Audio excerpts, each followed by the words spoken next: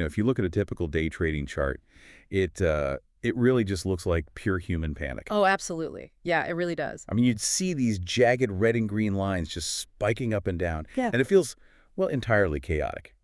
Most people look at that screen and they just see this emotional roller coaster, right?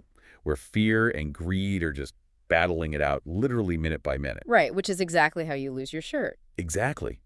But what if I told you the market doesn't actually care about human emotion at all? Because according to the sources we're looking at today, it is running on a cold, pre-programmed weekly schedule. Yeah, that's the core of it. So today we are taking a deep dive into this massive stack of notes, lectures, and the research you've shared with us regarding the Inner Circle Trader or ICT methodology. And specifically, we're demystifying what your sources call Price Action Model 2. Yeah, and we are going to treat this deep dive really as a mentorship session because the core mission you've asked us to tackle is breaking down the short-term day trading model into clear, actionable concepts. Right, getting rid of the jargon. Exactly. Model 2 is designed to calmly capture, about 50 to 100 pips per trade without that overwhelming feeling. So whether you are a total beginner trying to just understand what is happening on the screen or an intermediate trader who's just desperate for some consistency, the goal here is to replace guesswork with a mechanical step-by-step algorithm. You're taking the emotion out of it. 100%. It is about reading the market's weekly range expansion with absolute robotic discipline. Okay, so we are stepping out of the casino and into the blueprint. Mm-hmm. And according to your notes, before a trader can even think about looking for an entry, they have to know what neighborhood the market is currently operating in, right? They have to prepare the map. Yes, you need context first, always. And in this system, that foundational map is built on a very specific 20-day look-back window. Right. So the sources refer to this as the 20-day IPDA data range. And IGDA stands for? It stands for the Interbank Price Delivery Algorithm. So to find your bearings, you count back 20 trading days on your daily chart. But, and this is crucial, you purposefully skip Sundays. Why skip Sundays? Because they just don't carry full institutional volume. The big banks aren't moving money then. So within that specific 20-day window, you locate the absolute highest price and the absolute lowest price. That span right between the high and the low, that becomes your current dealing range. Okay, let me just push back on that timeline for a second, because if I'm a day trader, looking to get in and out of the market in a matter of hours, why do I care what happened 3.5 weeks ago? It's a fair question. I mean, why not just look at whatever price action is immediately visible on the 5-minute chart today? If I'm trying to capture 50 pips right now, looking 20 days back feels like, I don't know, trying to navigate my neighborhood by looking at a map of the entire continent. I get that, but looking only at today's microscopic price action is exactly how retail traders become victims of market noise. The 20-day look back, it roots you in institutional reality. Look, large banks and financial institutions, the entities that are actually moving massive amounts of capital, they do not evaluate price based on a single morning's momentum. Right, they aren't day trading like the guy in his basement. Exactly.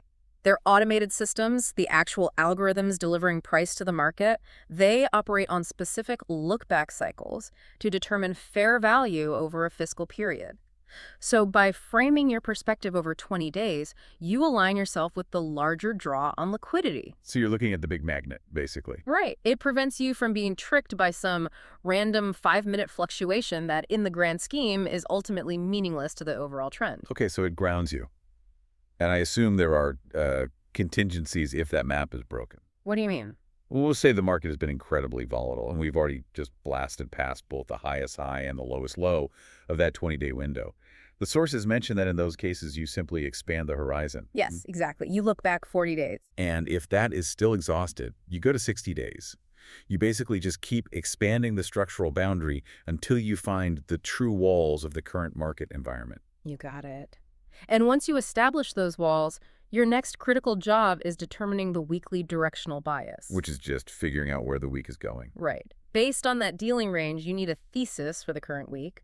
Are we expecting the weekly candle to close bullish, meaning the overall price goes up, or bearish, meaning the overall price goes down? Okay. Because everything that follows, every single trade you take, relies entirely on that weekly bias. All right, so now we have our map and our bias. We need to know what specific landmarks within that map are actually going to attract the algorithm. So let's say we've done our analysis and our weekly bias is bearish, right? We expect the market to go down. The sources detail something called the PD array matrix. Yeah, that sounds complicated, but it's not. The PD stands for premium and discount. Think of these as the specific valuation zones the algorithm wants to visit. When your weekly bias is bearish, you only want to sell, but you want to sell at a high price, right? Naturally. So you look for premium arrays. These are specific chart formations that sit above the opening price. Conversely, when your bias is bullish, you are looking for discount arrays formations below the opening price to buy from. Okay, your notes throw around some pretty heavy jargon for these specific formations, so let's translate these landmarks mechanically, because we need to know what we're looking at. Let's do it. We will start with the fair value gap. Now, if price is dropping incredibly fast, like just free falling on the chart, it stands to reason that it leaves a void behind. Right. Like the buyers simply couldn't get their orders matched with sellers because the price plummeted way too quickly. That's spot on. The matching engine of the market literally requires buyers and sellers to pair up for a transaction to occur. A fair value gap represents a structural inefficiency in that price delivery. An inefficiency. Right. It happens when heavy institutional momentum pushes the price so aggressively in one direction that it leaves a pocket on the chart, a pocket where trading was only offered to one side of the market. Oh, I see. And the algorithm that controls interbank pricing, it is programmed to seek efficiency. It hates those unbalanced voids. Therefore, price will eventually be drawn back up into that gap to offer trading to the other side, just rebalancing the books before continuing its overall trend. So it's like, imagine a painter who rolls paint down a wall just way too quickly, and they leave this bare patch that they absolutely must come back and repaint just to rebalance the wall before they move on. That is a perfect analogy, yes. That makes logical sense. Okay. So the second major landmark the sources highlight is the liquidity pool. These are defined as areas sitting just beyond old, established highs or lows on the chart. Right. And to understand liquidity pools, you really have to understand how massive institutions operate. If a major bank needs to buy, say, hundreds of millions of dollars worth of currency, they cannot just click buy at the current market price. Right, because an order that large would instantly spike the price upward. Exactly. And they would end up paying a terrible average price for their position. They need a massive amount of counterparty sellers to absorb their buy order quietly. So they need to find a place where a ton of people are willing to sell all at once. And in the trading world, the most concentrated pockets of selling occur where everyone places their stop losses. You nailed it. Stop losses are the ultimate engineered liquidity. Every retail trader is taught to hide their protective stop right above a recent high or below a recent low. Is what every textbook says to do. Right. So a liquidity pool sitting above an old high is essentially just a massive cluster of buy stop orders. If an institution wants to sell short, they need buyers. So what do? They will purposely push the price up just past that old high to trigger all those retail stop losses. Oh, wow. So the retail traders are forced to buy at a loss. Exactly. And that provides the exact liquidity the institution needs to enter their massive short position. It's predatory, sure, but it is purely mechanical. I want to use a real-world analogy for that, too, because it's fascinating. Imagine a real estate developer trying to quietly buy 500 houses in a neighborhood to build a massive stadium. Okay. They can't just knock on doors offering premium prices, right? Because the market value would skyrocket immediately. They have to wait for a massive neighborhood sell-off, maybe driven by a rumor or a sudden tax hike, so they can absorb all those houses quietly while everyone else is panicking. Yes. The market algorithm is basically using those stop losses as that engineered panic. That captures the dynamic perfectly. And that leads us to the third key landmark, which is the order block. This is where we see the actual footprint of that institutional developer stepping into the market. An order block. Right. An order block serves as a specific reference point indicating a heavy influx of smart money. So I'm looking at my screen. What does that footprint actually look like? Well, if we are looking for a bullish order block, a place where institutions bought heavily, we look for the last down close candle right before a massive aggressive move upwards. Just that one specific down candle. Yes, that specific down candle marks the exact origin point where heavy institutional money stepped in, accumulated their position, and reversed the price. The open of that candle is highly sensitive. Why is it sensitive? Because when price eventually returns to that level later on, the algorithm remembers the capital injection there, and it often acts as a springboard for another move. Okay, so we have our landmarks. Fair value gaps, liquidity pools, and order blocks. We know what they look like. We know why they form. But let's be real. If I open up a chart right now, I'm going to see dozens of old highs, dozens of gaps, and dozens of order blocks scattered everywhere. Are we just blindly setting traps at every single landmark we see? Absolutely not. Context is the only thing that makes these landmarks valid. They are completely irrelevant if they do not align with your weekly bias. If your overall thesis for the week is bullish, you completely ignore fair value gaps that sit above the current price. You only care about discount arrays, the gaps and order blocks sitting below the opening price, because you're waiting for the market to dip into those discounted zones so you can buy. So you have to be patient.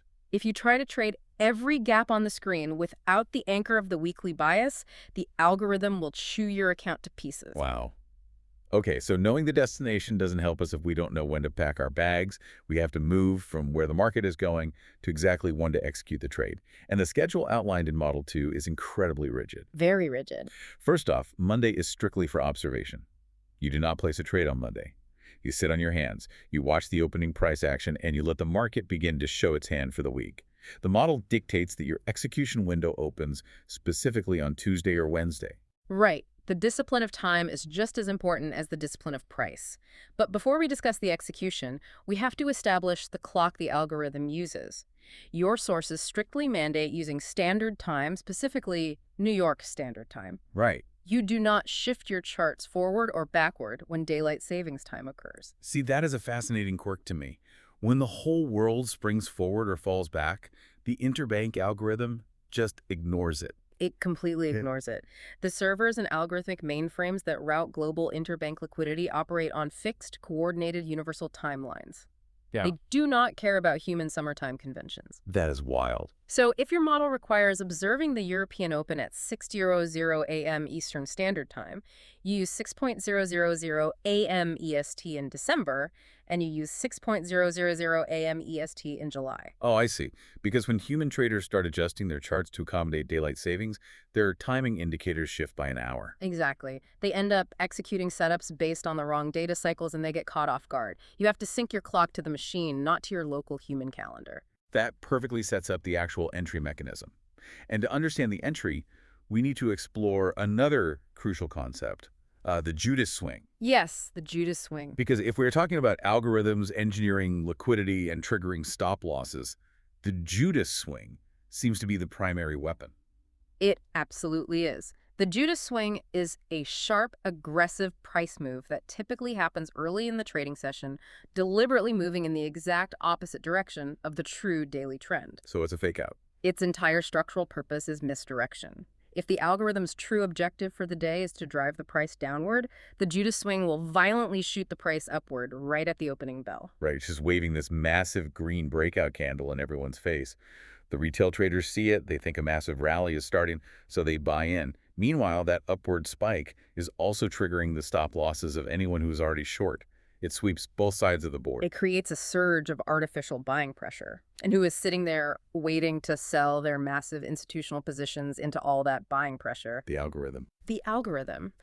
Once the smart money has filled their short orders using that engineered liquidity, the Judas swing exhausts itself, the trap snaps shut, and the market collapses in its true bearish direction. Knowing that this fake out is coming, your sources outline an incredibly clever approach to entering the market without, getting your face ripped off. It's called the lazy man's entry, which leverages Asian range theory.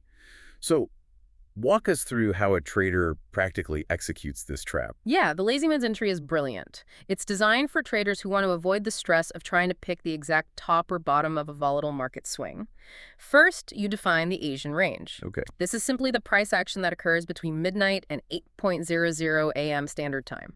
Because the major European and U.S. markets are closed, the Asian session is typically a period of low volume. It creates a tight, sideways consolidation range. So we basically just draw a box around that quiet midnight to 8 a.m. period, marking its high and its low. Let's stick with our bearish example, so we want to sell short. Correct. So we wait until after 2:00 a.m. Standard Time when London volatility starts bleeding into the market. And we are watching for the Judas swing. We want to see the price rally sharply above the high of that Asian range box. We just sit back and watch the false breakout happen. We know it's a trap, so we let the impatient traders take the bait. Exactly. We do not try to short the absolute top of that rally because we don't know exactly how high it will reach to grab liquidity. Instead, we go to the bottom of our Asian range box. We place a pending sell stop order exactly 1 pip below the Asian range low. Oh, I love that. You're basically saying to the algorithm, go ahead, do your fake out up top. I'm not playing your game. But when you run out of gas, reverse, and drop all the way back down below where you started, that's the proof that the true downward trend has begun. Only then will my order trigger and pull me into the trade. Precisely. You are selling weakness. The moment price breaks down below that Asian range low, your order is activated. And what about protection? The model dictates using a standard 50-pip stop loss from that entry point to protect your capital. From there, you step away. The market pulls you in on its way down to fulfill its true daily objective. It's an incredibly mechanical approach to capturing that 50 to 100 pip weekly goal. But there is another strict timing rule here that I know a lot of people will struggle with. Let's say I get pulled into that short on Wednesday. The market tanks. My read was perfect. I wake up Thursday morning, right before the New York trading session opens, and my position is up 80 kips. A great trade. Right. The chart is in free fall. It's beautiful. But Model 2 explicitly forces me to exit the trade right then at the Thursday New York Open. Why? If the market is crashing in my favor, why not hold through Friday? Why not see if I can double my profit to 160 pips? Because the interbank algorithm operates on a specific weekly expansion cycle, and it typically fulfills its quotas by Thursday. Oh, so Friday is just dangerous. Friday is historically a wild card. Institutions often use Friday to balance their books, take profits, or just flatten their exposure heading into the weekend to avoid geopolitical risk. That creates massive, unpredictable retracements that will just eat your open profits. So it's not about leaving money on the table. No, the rule isn't there to limit your upside. It is there to protect you from market mechanics you can't control. If you have captured your 50 to 100 pips, the model says collapse the trade. Greed kills accounts. So the model protects you from the algorithm reversing on Thursday. But what protects you from yourself? Because, even if your map is perfect and your timing is flawless, one emotional reaction to a bad loss can wipe out a week of disciplined trading. This brings us to the psychology of survival and mechanical risk management. Absolutely. Risk management is what separates hobbyists from professionals. The model dictates strict, unemotional rules for protecting your capital once you are in a trade. It utilizes a trailing protocol based entirely on your profit objective. How does that work? When your open trade reaches 25% of its profit goal, you must reduce your stop-loss risk by 25%. When the trade hits 50% profit, reduce the stop-loss by 50%. And when you reach 75% of your profit objective, you move your stop-loss to break even. You systematically lock the doors behind you as you walk down the hallway. You guarantee that a deeply profitable trade can never swing back and become a losing trade. Exactly. But what happens when a setup fails entirely? Because no model is perfect and losses are inevitable. The sources outline a protocol called equity leveling. Okay. If you take a full loss, let's say you follow your rules, risk 1.5% of your total account, and the trade fails, you do not immediately try to win it back. Revenge trading is financial suicide. Right, you don't double down. Instead, equity leveling requires you to immediately cut your risk in half for the very next trade. So your normal 1.5% risk drops to 0.75%. You are forced to trade at that reduced size until you have recovered at least 50% of the capital you just lost. Okay, reducing risk when you are bleeding makes absolute logical sense. You're in a drawdown, so you apply a tourniquet. But there is another rule in your notes that completely caught me off guard, the winning streak rule. Ah, yes. It states that if a trader wins 5 consecutive trades, they must instantly drop their risk by 50%. Now, wait a minute. Mathematically, the outcome of the next trade is independent of the last 5, right? A coin flip doesn't care if it just landed on heads 5 times in a row. True. And psychologically, when a trader hits 5 winners, they feel invincible. They are in the zone. Why force them to throttle back their risk exactly when they're performing at their peak? This is a vital distinction between market probability and human probability. You are right that the market doesn't remember your last 5 trades, but you do. And that is the variable that fails. After 5 consecutive wins, a trader's ego inflates. Adrenaline spikes. They start believing they have a feel for the market. They become overconfident, they start taking suboptimal setups, and their discipline inherently degrades. The statistical probability of a loss isn't increasing because of the market. It's increasing because human error is creeping in. That makes so much sense. By forcing yourself to cut your risk in half after a winning streak, you guarantee that when that inevitable ego-driven loss occurs, it only takes a tiny bite out of your accumulated profits. You are preserving your psychological capital as much as your financial capital.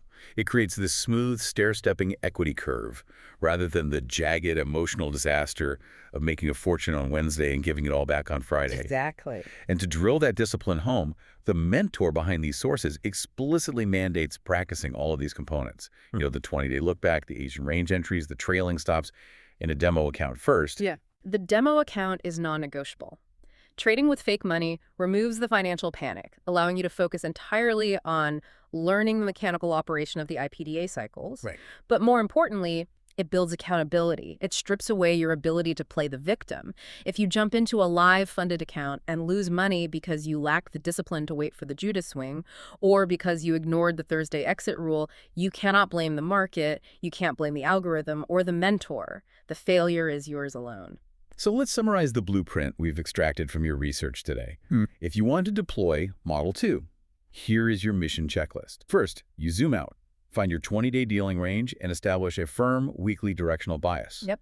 Second, you locate your destinations. You identify the fair value gaps, liquidity pools, and order blocks that align strictly with that bias. Third, you practice extreme patience. You observe Monday, you wait out the early Judas swing misdirection, and execute your lazy man's entry mechanically on Tuesday or Wednesday. Finally, you manage your risk with trailing stops, and you exit the market by Thursday's New York Open, regardless of how greedy you feel. It is a complete, self-contained business plan for extracting 50 to 100 pips a week. There is no guessing. There is no hoping. It is purely about executing a mechanical response to a mechanical environment. Which leaves me with a final, slightly haunting thought for you to mull over as you study your charts this week. We started this deep dive by comparing the day trading market to a chaotic, emotion-driven environment. But think about the implications of the mechanics we just explored. Yeah, it changes everything. If these interbank delivery models operate with such rigid, relentless precision, if they completely ignore human constructs like daylight savings time, if algorithms systematically engineer Judas swings for the explicit purpose of harvesting the stop losses of panicked retail traders, and if they reliably fulfill their weekly expansion quotas by Thursday morning just to balance their books. It forces you to question the very nature of the environment you are operating in. Exactly. To what extent are human day traders genuinely participating in a free, open market driven by organic supply and demand? And to what extent are we simply playing a game of psychological endurance against a cold, calculating machine that has already scheduled the week's highs and lows before Monday even begins? The jagged lines on the screen are chaos. They are the gears of a massive algorithmic machine turning exactly as programmed. The only question is whether you're going to let your emotions get caught in the teeth of those gears, or if you're going to use this blueprint to quietly step around them.